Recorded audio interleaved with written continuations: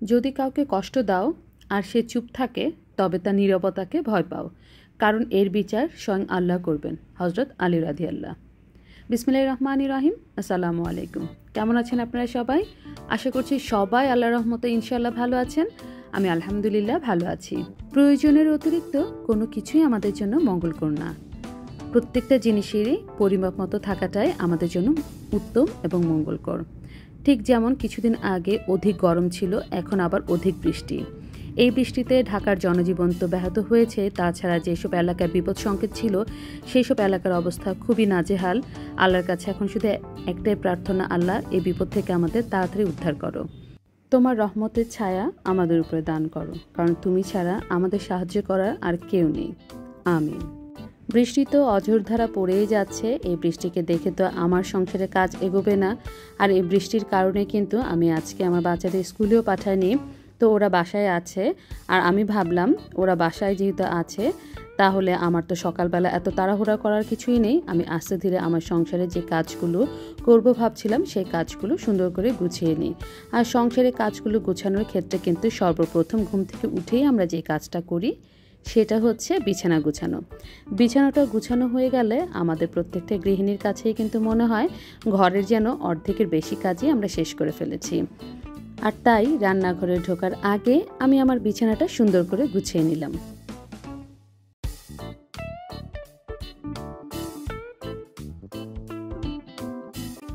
এই তো রান্নাঘরে চলে এসেছি। রান্নাঘরে কিন্তু এখন আসেনি, আরও অনেক আগে এসেছি। আগে এসে আজকে খুব শর্টকাটে রান্না করেছি।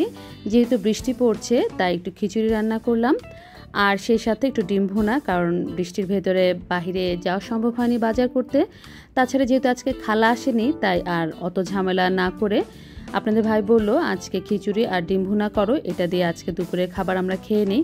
তো যেই কথা সেই কাজ, সেই অনুযায়ী কিন্তু আজকে খিচুড়ি আর ডিম ভুনাটাই করে নিয়েছি। যখন এই ডিম ভুনা খিচুড়ি করছি তখন মনে মনে একটা কথা ভাবছি, কারো পৌষ মাস কারো সর্বনাশ। এখন আমরা যারা একটু সুবিধাজনক অবস্থায় আছি, মানে বৃষ্টির দিনেও তেমন কোনো বিপদ আমাদের মাথার উপরে এসে পড়েনি, তারা বৃষ্টি দেখে ভাবছি খিচুড়ি তৈরি করি, খিচুড়ি খাই। অথচ বানভাসী মানুষগুলো একটু আশ্রয়ের জন্য কত জায়গায় ছুটোছুটি করছে, ওনাদের হয়তো একটু পরিষ্কার পানিও নসিব হচ্ছে না। আসলে আল্লাহ দুনিয়াতে খুব অদ্ভুতভাবে সব কিছু তৈরি করেছে। একই সাথে একই বাড়িতে দেখা যায় কোনো ফ্ল্যাটে জন্ম, কোনো ফ্ল্যাটে মৃত্যু, কোনো ফ্ল্যাটে বিয়ে। তো সব কিছুই আল্লাহর ইচ্ছা। এরপর আল্লাহ যখন যাকে যেভাবে রাখে সেই অবস্থাতেই শুকরিয়া আদায় করতে হবে এবং তাকে সেই অবস্থাতেই সেভাবে চলাফেরা করতে হবে। আলহামদুলিল্লাহ, আল্লাহ আমাকে এখনও ভালো রেখেছে, আমার আশেপাশে পরিবেশ এখনও ভালো আছে, আর আমার সুযোগ আছে যেহেতু এখন এভাবে খাওয়ার, এর জন্য রান্না করেছি। কিন্তু ভিডিওটা করতে গিয়ে একবার ভেবেছিলাম পোস্ট করব কি করব না, পরে আবার কি যেন মনে হলো, ভাবলাম যে পোস্ট করিয়ে দেই। খিচুড়িটা কিন্তু অনেক ঝরঝরা হয়েছে। আর সেই সাথে এই যে আমের আচার, এটা ঝুরি আমের আচার, এটাতে কিন্তু কোনো মানে চুলার কোনো কাজ নেই। তো এই আচারটা খিচুড়ি দিয়ে খেতে খুব ভালো লাগে। আর যেহেতু আজকে আমাদের বাসায় শুধুমাত্র খিচুড়ি আর ডিম ভুনা, তাই একটু আচার দিয়ে খেলাম। আর সালাদ তো আমার সবসময় খুব পছন্দের, তো সালাদটা একটু বেশি করে নিলাম আর পেট ভরে খেয়ে নিলাম আলহামদুলিল্লাহ। এবার চলে এসেছে লিচু। এইরকম 2-3 প্যাক ভর্তি করে বাবা আমাদের জন্য লিচু পাঠিয়েছে। এই লিচুগুলো ওনার নিজের গাছের লিচু। লিচুগুলো হচ্ছে চায়না 3 লিচু। লিচুগুলো অনেক মিষ্টি, কিন্তু এই লিচিগুলো বাবা অনেক আগে পেরে ফেলেছে। এগুলো আরও বড় হয়, রঙটাও সুন্দর হয়, কিন্তু বড় হতে হতে দেখা যায় এটাতে পোকা ধরে যায়। আর যেহেতু বাবা কোনো রকমের সার ইউজ করে না বা কোনো ফরমালিন তো ইউজ করেই না, এর জন্য বাবা চিন্তা করলো পোকা ধরার আগেই ছোট থাকতে পেরে ফেলি। আর যেহেতু পেরেছে আর আমি পাবো না, এটা তো হতেই পারে না। এবার চলুন আপনাদের সাথে শেয়ার করি আমের একটা আচারের রেসিপি। আমগুলো কেটে রেখেছিলাম খালাকে দিয়ে আরও আগে, কিন্তু কোনো কিছু করা হচ্ছিল না। পরে ভাবলাম আজকেই করে ফেলি। আসলে যখন একটু সুযোগ সুবিধা থাকে তখনই করলে ভালো, কারণ অনেক ঝামেলার ভেতরে আচারটা করাটা আমার জন্য কষ্টকর। যেহেতু আজকে কাজ একটু কম, অত কিছু রান্নাবান্না নাই, খুব সহজ সরল রান্নাবান্না ছিল, এর জন্য ভাবলাম আচারগুলো তৈরি করে ফেলি। আর এই আচারটা আমি তৈরি করব হচ্ছে বার্মিস আচার। আমি যেভাবে বার্মিজ আচার তৈরি করি সেটাই আজকে আমি আপনাদের সাথে শেয়ার করব।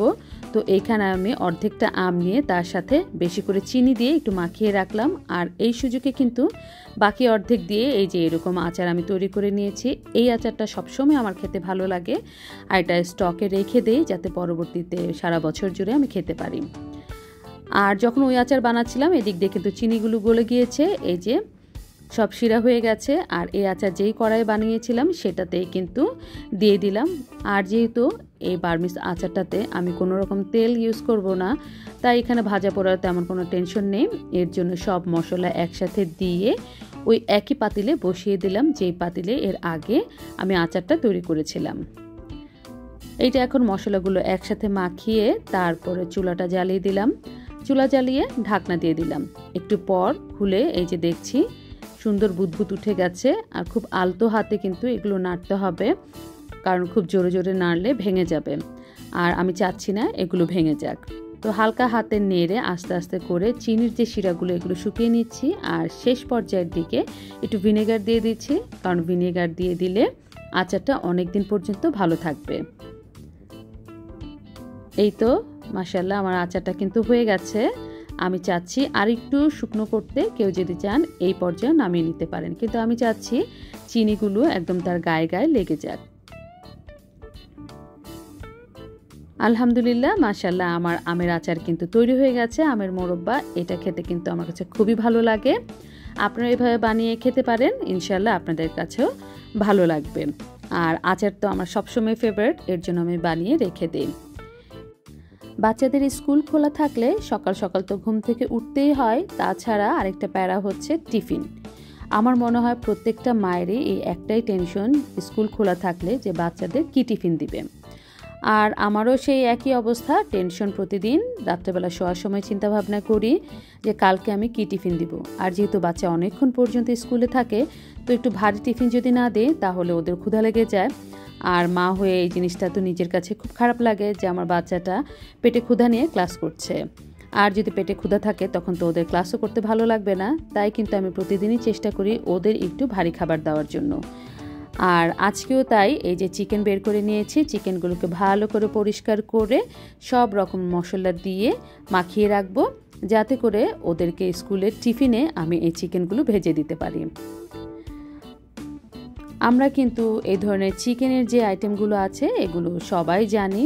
কেউ তান্দুরি করে খায়, কেউ চিকেন ফ্রাই করে খায়, যে যেভাবে পছন্দ সে কিন্তু সেভাবেই খায়। তো আমার বাচ্চারা নর্মালি তান্দুরি করে খেতে বেশি পছন্দ করে, আর আমিও চাই ওরা তান্দুরি খাক, কারণ ডিপ ফ্রাই করলে আসলে খাবারের গুণগত মান তো অত ভালো থাকে না।